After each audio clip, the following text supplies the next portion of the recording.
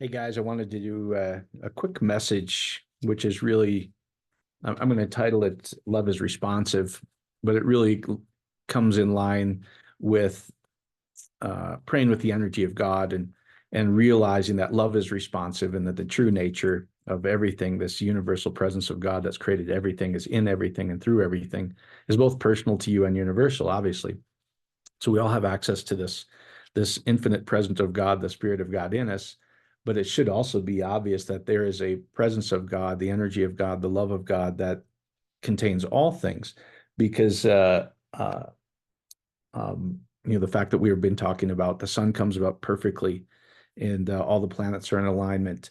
It is the presence of God that knows how to take two cells when the first covenant is completed in intimacy and create this magnificent life called a human being that has life in itself, and the that it creates DNA and it creates skin cells, and it knows how to create an eyeball, it knows how to create your brain. And it's the same presence of God, the life energy of God that as we've been talking about, um, uh, my youngest son Bear and my wife Barb were planting seeds yesterday because they love to garden. So they start them off here, and they have all their little pots named, labeled, and they know without a doubt that if they plant parsley, for instance, that they're going to get parsley because the life, the love, the energy, the wisdom of God in that seed is parsley. And if they planted catnip too for our cats, when they plant catnip, they're going to get catnip.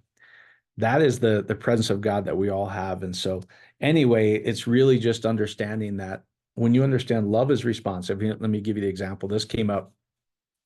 Love is responsive as well as exuberantly abundant, and you could almost say wasteful. Let me explain.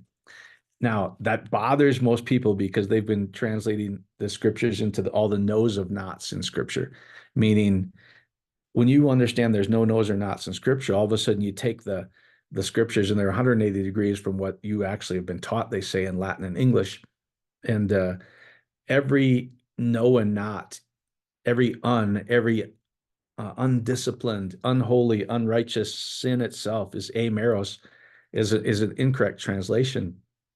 It was all about the good news and the covenant, the two covenants, the intimacy. Every no and not was a promise of your intimacy, your love covenant with God, which is infinite knowledge that you can rely on, infinite abundance you can rely on, infinite power you can rely on. And the most fascinating thing is it responds to you. So when we were on the fellowship call the other night, Erica and Phil, they were talking about, I think he's less than two, their grandson. They had a video, and you know how 1, 2 year olds are trying to talk, and he was saying, I want uh, chocolate covered pancakes. And mom was laughing, and obviously Phil and Erica were laughing when they read it because it's funny. It's like this little kid, he wants chocolate covered pancakes. Now, what does love do? Love responds.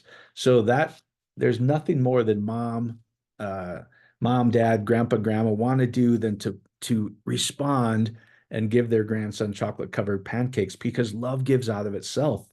That's what love does. Now, if you understand that being human love, how much more does infinite love, love itself, God Himself, of all creation, understand that? And so you have to understand love is responsive. So uh, you have access, as we've been sharing with this prayer of praying in the energy of God, that if there's any challenge in your life, could you allow infinite love to take care of it? Just as your spouse, your kids, people you love, if they said, "Hey, can you help me?" and you had the ability to do it, wouldn't you do it? Of course, that's what love does.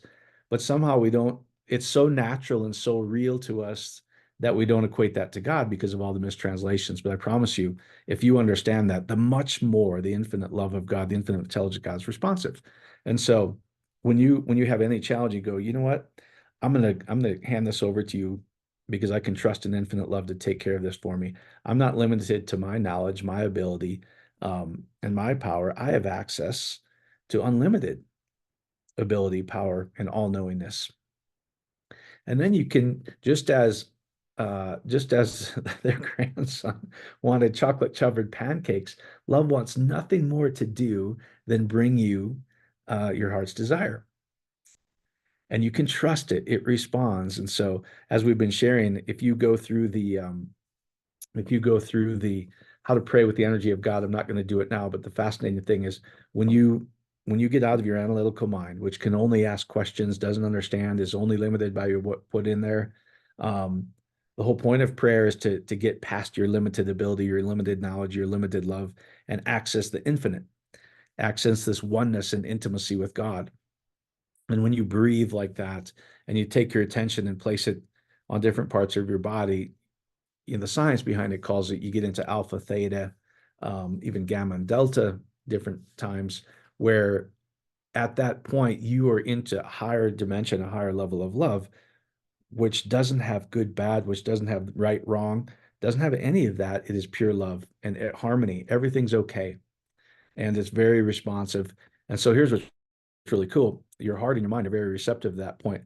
Anything you anything you allow yourself to open up your heart and accept, could I just allow myself to have chocolate covered pancakes? That's obviously metaphor and allegory for love wants nothing more to bring you the divine life. What would be this infinite life where you feel so whole, you feel so unlimited, you feel so free, you feel so light. And here's what's cool. You don't get selfish there. You don't get idle here as well. We'll show you pretty quick this verse that we've been sharing. If you don't work, you don't eat. Love gives out of itself. You feel so full, you want to give out of yourself everything you have, whether it's finances, whether it's love, whether it's business, you want to serve people. You feel so good. You're not idle, I promise you. Actually saying if you don't work, you don't eat, and placing fear in people cause them to get fearful. When you know you have access to the the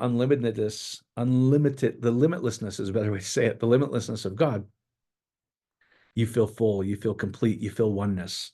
And so anyway, let me just what's really cool then is you can allow any challenge, hand it over to God. Also see your chocolate covered pancakes. And here's the unlimited abundance where it's almost like wasteful. What Erica was talking about the other night again about an apricot. She goes, we've been taught uh, um, I hear this a lot in Christian circles. If God knows what you're going to do with the money, he'll bless you because he only blesses good stewards. That is not there again, I promise you. It's talking about the goodness of the one close to you that helps you, which is spirit. And it's limited. There's no waste. There is no such thing because there's unlimited supply. And she was saying this, she goes, the exuberance, the unlimited abundance of God. Every time she would walk by the apricot tree, she goes, there's not only enough apricots for myself, for the birds to eat, for the animals around it. There's seeds all over the ground that the fruit just falls. And somehow God doesn't say, I only bless the good steward. It's only if you don't waste those seeds. She goes, there's apricots rotting all over. But to her, it was the abundance of God, the goodness of God showing there's an unlimited supply. So not only does it feed us, it feeds birds, it feeds the animals, it has life within itself. And guess what? More life comes back next year. And some of those apricot seeds get taken away. Some of them uh, go into the soil right there and start new apricot trees. There's this never ending flow of life, is what we're supposed to get out of that picture. And so, anyway, when you have any challenge, you can hand it over to God. So, I don't need to spend any more time worrying about this thing, knowing that I have intimate access with God because I'm one with God. That's the whole second covenant, is the promise of intimacy, not with you and your physical spouse. First covenant, the old covenant, which fades. It's the second covenant which remains. There's a rest that remains forever. There's intimacy that doesn't fade because it's between you and God yourself. And so anyway, you can ask God to take care of that problem for you and know that it will, because love is responsive. You can also see life exactly how you want it. And could you just allow yourself to surrender that to God, to give that to God and go, I'm going to allow myself to have life exactly how I want it. And let the 8 billion people, whatever number it is, let the infinite presence of God that's in and through everything mold and shape it in a way that's perfect for you. Now, here's what's really cool, what we've been sharing as well. If my wife or if my kids came to me and said, you know what, I'm a little insecure. I'm struggling with this. Could you just show me how much you love me? Now, what I wouldn't do is what the Bible clearly says in English. I wouldn't say this. It's, I laugh because we, when anytime somebody says the Bible clearly says, and then you just go, but this isn't how we actually live life. Some do, which is why it doesn't work very well for them in English and Latin. But if my wife said, "Hey, babe, you know what? I'm really feeling insecure. I just need you to show me that you love me." True love would not say this, what scripture clearly says. Hey, babe, without faith, it's impossible for me to show you and please me. That's just ridiculous. There's no no's or nots, and there's no impossible. It literally says faith, the entrustment that is a gift from God. Impossible? No. You shall experience the dynamic possibility of God. That's what it says. Of course, if she says, I'm feeling insecure, could you just show me? As since love is responsive, I go out of my way to show my wife. I go out of my way to show my kids. If I understand that again in my limited love, how much more does the higher dimensions of love, the infinite love of all creation itself, of God Himself, understand that? See, people don't believe that, especially Western Christians, because they've been taught almost the opposite of how God is. It requires faith. He's kind of this distant guy on the clouds, and he has got 10 rules, and you better not break them. Um, it's just a mess, guys. There's no bad news in the good news. It is 100% good news. As I said, every no and not, every impossible, every unknowing, go look at those. It'll say ooh or may, which I'll show you in a second, or it'll start with alpha, which is the strength of God, the seed of God that's released. Is there's never no or not anywhere in there. Everything is a divine promise of intimacy of this life, physical covenant, as well as the intimacy, the joining together of you and God Himself in love covenant that you can access. So anyway, once you allow God to take that problem for you, see life exactly how you want it to be. I would like some chocolate chip pancakes. That's the metaphor. If I could design life exactly how I want it, would I like it to be? Hand that to God, surrender that to God. Just trust in the infinite love, the infinite power, the infinite knowingness of God to bring it to you in a way that leaves you in awe. But you don't have to be left hanging in faith. Ask God to show you a sign, give you a sign so beautiful, so perfect that it can only be from God. And you watch very quickly. If you were on our fellowship calls Sunday that we do at noon and 8 p.m. Eastern, you can go to www.freedomministries.live and the password's freedom. People were jumping out of the woodwork excited about, oh my God, I never thought to ask love to show me a sign, to show me that I can trust in this love, that God's responsive, that says, I got this, and ask it to come in a way so powerful, so beautiful that it can only be from God. Okay. And you watch within the day, probably, at least for sure within 3 days, you'll see it. It'll be so clear to you that it'll be like, oh my God, I can't believe how one we are with God. All right. Now let me just get to this. Let me just show you there's no no's or not in this real quick. This last part is a little healing of the book. All right. So warning against irresponsibility. I promise you this 2 Thessalonians 3:10. Sorry. There's no irresponsibility and there's no undisciplined. There's no warning in the whole Bible. It is everything's good news. Everything's a divine promise of what you shall experience. Man, what if we taught that? So anyway, it really is talking about the response of God. Um, but watch this. So for even while we were with you, we gave you this command. If anyone is unwilling to work, he shall not eat. Really? Does love respond to that? And as I put in the email and the Facebook posts, I said something like this is that how you treat your kids? Is that how you treat your wife? Your kids don't necessarily work when they're young, especially if they're just newborn and infant. What does a mother's love do? Feeds them. Of course it does. If we see people in need and we have the ability and we have an ounce of love left in us, it hasn't been squeezed out of us by our theology, what do? Love responds. If when we give humanitarian aid and we know we can feed somebody, we don't, well, I actually had some Christians quote this verse to them, and it's really this weirdness because they think that's God is like that, and somehow they're acting like I usually hear it like this as tough love. You know what? If you teach people how whole they are and how much they're loved, you don't need to touch love. You don't need tough love because they feel so whole, full, so complete, so one, so unlimited, so in awe of being in love. They don't need tough love because they feel full. They're actually giving out of themselves, and they will be responsible. So anyway, let me just show you what this actually says. There's no unwilling, and so if we go look at this in interlinear. All right, so I'm not going to necessarily go through this front part, but I promise you the whole thing is about you shall experience this life, gross, the pay, the word from your rosh, your head, in that in intimacy that exists. And this command, this message, this enjoining together, if you look at it, this enjoining together and hymen.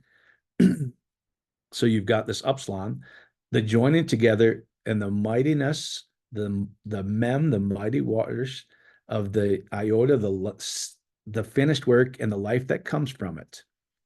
You shall experience this deed done of this finished work, and you shall behold this iota or yod, the work. Everyone shall experience not willing to work. No. What I'll show you this and I'll show you this neither. Basically, this whole thing is saying this is every one of you is going to experience the word which is the bar at the end of the day, or this enjoining together and the release that comes out of you, which is word, the bar is the nature that comes out of the house. So the bar is bet resh, where it's the nature of the father that comes out of the house, that comes out of you, between you and God joining together as oneness. But so let's go look at this and I've showed you this a bunch of times. It's in italics. It says no or not. But if you go look at it, and I'll show you in Greek, it doesn't mean no or not, and in Hebrew, it doesn't mean no or not. In the manuscripts, it means aleph, which is the strength of the ox, which is the strength of the leader. It also means lo, where we get lo and behold, and this is the Hebrew word ayin, which is a picture of an eye, that you shall see or behold. Now, let me just show you this. So it's never no or not is the whole point. Now, this is from the Greek letters Omicron, Upsilon. So let's go to Greek real quick. I got to move this because it's interfering with I need to put this down at the bottom. Sorry, guys. All right. So looks like an O, looks like a little U. All right. So you grow the Greek alphabet. And you can just go to Wikipedia if you want. You'll find plenty of sources of this. The original Greek was almost exactly like Hebrew. They just added 4 letters. It read right to left. They were pictures, guys. And so go look at this. There's a big O and a little o. And the big O, they added omega at the end, which was the last covenant or the last. But Omicron, it says this letter is derived from the Phoenician letter ayin, which is exactly what it says. Actually, in Strong's, it says the Septuagint for ayin and lo. You shall behold or see something, lo and behold. All right. So Omicron and Upsilon.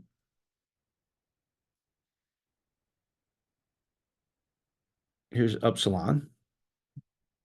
It's from the Phoenician letter Vav. So Vav is the nail or joining together. Omicron is you shall come to see or experience the joining together, which is exactly what it said. It said to join together. It doesn't mean no or not. It doesn't mean no or not. It's so fascinating why they translate it that way. So it says it's from the Hebrew ayin, which is the eye, and from the vav, which is the nail or the joining together. So if we go to Hebrew, again, you can type in Hebrew word pictures, guys, and you'll have all these references. Okay. So I'm just going to pick, let's see, I'll just pick any of these really work. Let's see, what do I want to use? Sure, I'll use this one, view file. All right. So ayin means to eye, see, or experience. Does that sound like no or not to you? Or it says you shall experience something. And then upsilon said it's from the vav, the nail, the peg, the joining together. The maleness of a man, when a male and woman are joined together, is nailed together. That's the joining together. It says you shall experience this in joining. It doesn't say no or not. So once you get that, all right, now this looks a little different. It says everyone shall experience this in joining together of this work, practice, the labor, the work, the finished work, the deed done of telai, of the desire of God. Neither let him eat. No, anytime you see eating, guys, I promise you, eating is always consummation of the love covenant. Drinking the wine, eating is all consuming. It was all intimacy language. If I consume the covenant meal, it means I've had intimacy, was all the imagery. So neither let him eat. No, promise you, it doesn't say that. So let's go look at this and then we'll be done. May, subjectively not. Day, moreover, next, not really. So here, I'll tackle this may here in a second, but here you've got delta, epsilon. All right, so delta is the doorway or what goes in or out, and epsilon is, hey, you shall behold what comes in or out of the covenant of intimacy. Okay, and then may, let's go tackle this may because it's mem eta.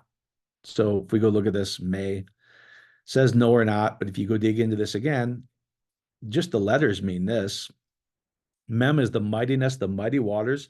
Eta is from het, or the separation of the strength of the water, where we get Moshe, what's drawn out of the water, guys. So may never means no or not.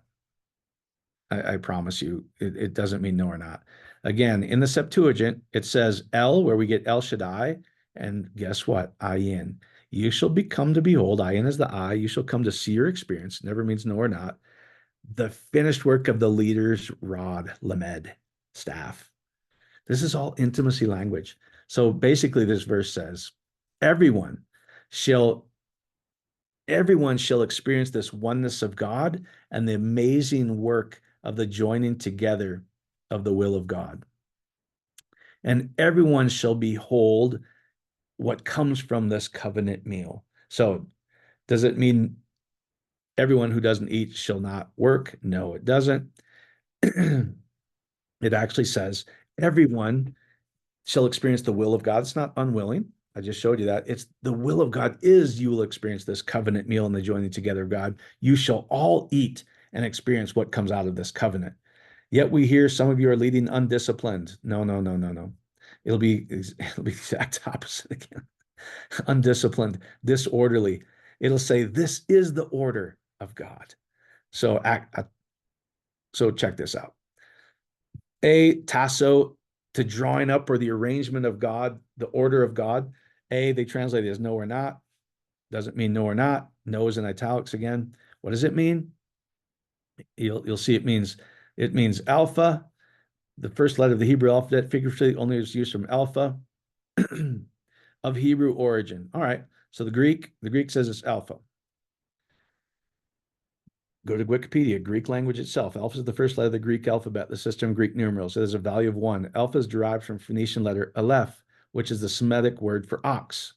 Weird, it doesn't mean no or not. It means the strength of the ox, the strength of God. This is where we get the saying, strong as an ox, meaning that the strength of God is the strength of all strengths. All right. So it comes from the Hebrew alpha. So let's go to Hebrew alpha. What does it mean?